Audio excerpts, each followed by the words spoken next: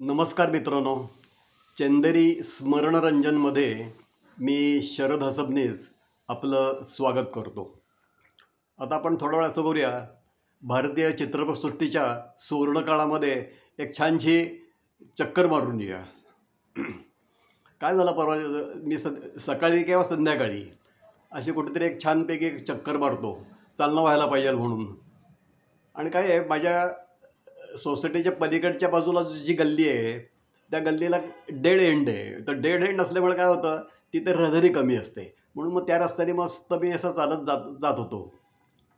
तर चालत जाता जाता जाता शेजारच्या एका सोसायटीमधल्या एका फ्लॅटमधनं मला एक गाणं ऐकू आलं, आमिर खानचं गाणं. पप्पा कहते हैं बड़ा नाम करेगा, बेटा हमारा ऐसा काम करेगा.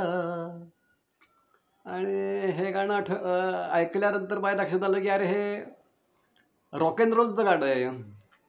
आणि रॉक अँड रोल म्हटल्यावरती मला आठवण झाली एकदम की रॉक अँड रोल हा प्रकार संपूर्ण जगाच्या मध्ये अमेरिकेचा एल्विस प्रिस्ले यांनी हा रॉक अँड रोल हा प्रकार आणला. आणि एल्विस प्रिस्लेवरनंच प्रेरणा शम्मी कपूरने घेतली आणि त्याप्रमाणे त्यांनी हिंदी चित्रपटामध्ये काम केलं असं म्हणतात. तर त्यामुळे एकदम मला शम्मी कपूरचं गाणं आठवलं. बार बार देखो हजार बार देखो, ये देखने की चीज है हमारा दिल रुआ ताली हो. दुसरं परत शम्मी कपूरचं आठवलं, मुमताज बरोबरचं. आज कल तेरे मेरे प्यार के चर्चे हर जबान पर, सबको मालूम है और सबको खबर हो गई. आणि मग अजून एक जुनं मला आठवलं, रॉक अँड रोलचीच गाणी आठवायला लागल्यामुळे किशोर कुमारच त्याचा हिरो. पण ते गाणं किशोर कुमारने पण म्हणलं आहे आणि आशा भोसलेने पण म्हणलेलं आहे. ते गाणं म्हणजे आपलं इना मीना डिका डिका डे डाय डाबा डाका माका नाका चिका पिका रोला रिका रम बंपो जिरम बंपो. आणि पण म्हणायला विचार करायला यार रफीचं आहे की नाही एखादं गाणं. मग रफीचं पण आठवलं मला. लाल लाल गाल जान कहे बाबू, देख देख देख दिल पे रहे काबू, चोर चोर चोर भाग परदेसी बाबू. आणि मग विचार करायला की हे गाणं तर जॉनी वॉकरवर चित्रित केलेलं आहे.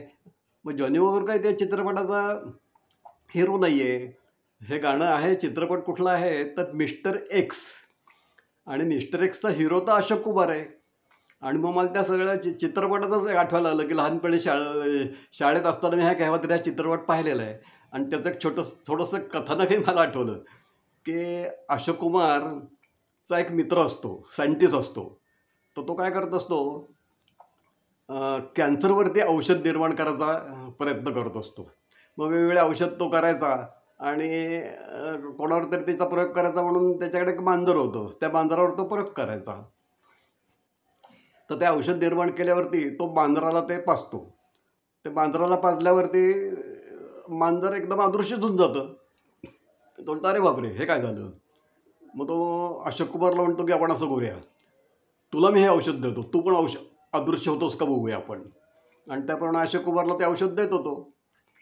अशोक कुमार पितो आणि पिल्यावरती तोही अदृश्य होतो.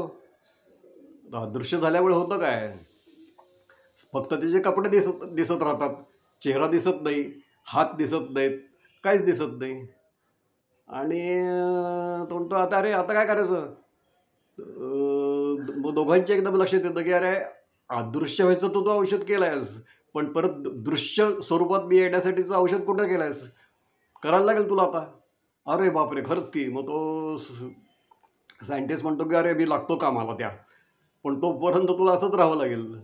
मग आता होतं कसं की हे अशोक कुमार हातात हातमोजे घालतो, हात दिसतच नाहीत ना, पायमोजे घालतो, संपूर्ण पूर्ण ड्रेस असा घालतो आणि असं संपूर्ण चेहऱ्यावरनं असे पट्टे गुंडाळतो, टोपी घालतो, गॉगल लावतो. आणि अशा अवतारामध्येच तो संपूर्ण चित्रपटमध्ये वापरलेला आहे. आणि जेव्हा चित्रपट संपतो त्या सुमारास त्याच्या सायंटिस्ट मित्राला दृश्य व्हायचं औषध सापडतं. तो पहिल्यांदा मांजरावर प्रयोग करतो आणि म्हणतो ये रे बाबा तू. मग अशोक कुमार त्याच्याकडे जातो आणि अशोक कुमारला ते औषध प्यायला देतो. औषध प्यायला दिल्यानंतर अशोक कुमार दृश्य स्वरूपात दिसायला लागतो आणि ते चित्रपट संपतो. पण या चित्रपटाच्या चित्रीकरणाच्या वेळी बघ मला केव्हा तरी वाचलेली गोष्ट आठवली.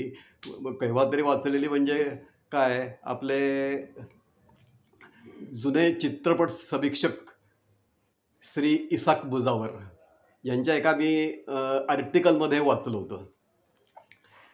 तर या चित्रपटाचे निर्माते होते नानाभाई, म्हणजे आपले आलिया भट आहे, आलिया भट तिचे आजोबा नानाभाई भट त्याचे हे या चित्रपटाचे दिग्दर्शक होते. आणि त्या सुमारास हा 1957 साली चित्रपट रिलीज झालेला आहे. तर त्या सुमारास अशोक कुमार प्रचंड बिझी होता. त्याला भरपूर चित्रपटांत कामं होती. त्याची डेट मिळणं कठीण होतं. मग नानाभाई भटांच्या एक डोक्यात आयडिया आली की अरे हा संपूर्ण अंग झाकलेलं आहे, तर त्यामुळे आत कोण प्रेक्षकाला काय कळणार आहे. मग आपण काय करूया, एखाद्या डबी कलाकाराला घेऊया, त्याला संपूर्ण हातमोजे घालू, संपूर्ण त्याचं तोंड झाकू, त्याला हे करू आणि चित्रपटभर तो वावरेल. आणि फक्त पहिला एक भाग आणि शेवटचा एक शॉट इथेच फक्त अशोक कुमारला हो, प्रॉब्लेम मिटला. म्हणून त्यांनी एका डबी कलाकाराला अशोक कुमारच्या जागी अशा पद्धतीने उभा केला. पण तो कलाकार कोण होता, त्यावेळेला तो अशीच छोटी छोटी कामं करत होता. पण नंतर तो भारतीय चित्रपटसृष्टीचा अतिशय मोठा कलाकार झाला, विनोदवीर झाला, स्वतः दिग्दर्शक झाला, स्वतः चित्रपट निर्माण त्यांनी केले. असा तो कोण होता, तर त्याचं नाव मेहमूद. तर मेहमूदने हे सगळं संपूर्ण चित्रपटामध्ये अशोक कुमारचं काम केलेलं आहे. पण हे जेव्हा मी त्या आर्टिकलमध्ये इसाक बुजारांचे वाचलं तेव्हा मला एक प्रश्न पडला आणि मग माझी उत्सुकता वाढली की लहानपणी मी हा चित्रपट पाहिला होता शाळेमध्ये. मग आता जर मेहमूदने हा रोल केला असेल तर त्यांनी काय असाच केलेलं नसणार. संपूर्ण अशोक कुमारची बॉडी लँग्वेज त्यांनी त्याचा स्टडी करून त्याचं चालणं, त्याचं इकडे तिकडे बघणं, संपूर्ण बॉडी लँग्वेज आत्मसात करून त्याप्रमाणे तो रोल केलेला असणार. आणि तेव्हा तो सिनेमा बघायची मला भयंकर उत्सुकता निर्माण झाली. पण त्याची यूट्यूबवर म्हणा मला अजून तरी कुठेही त्याची प्रिंट मिळालेली नाही आहे. जर तुमच्या कोणाकडे जर हिची प्रिंट असेल, कुठे माहीत असेल, याचा काही कुठे सोर्स लागत असेल तर जरूर सर्वांना कळवावं. तर ह्या असा एक किस्सा मी तुम्हाला सांगितला. तो तुम्हाला कसा वाटला ते कॉमेंट्स बॉक्समध्ये अगदी जरूर कळवा. नमस्कार.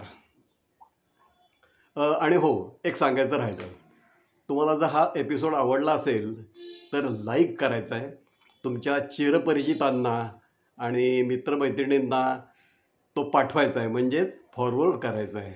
आणि सबस्क्राईब करायला मात्र अजिबात विसरायचं नाही आहे. नमस्कार.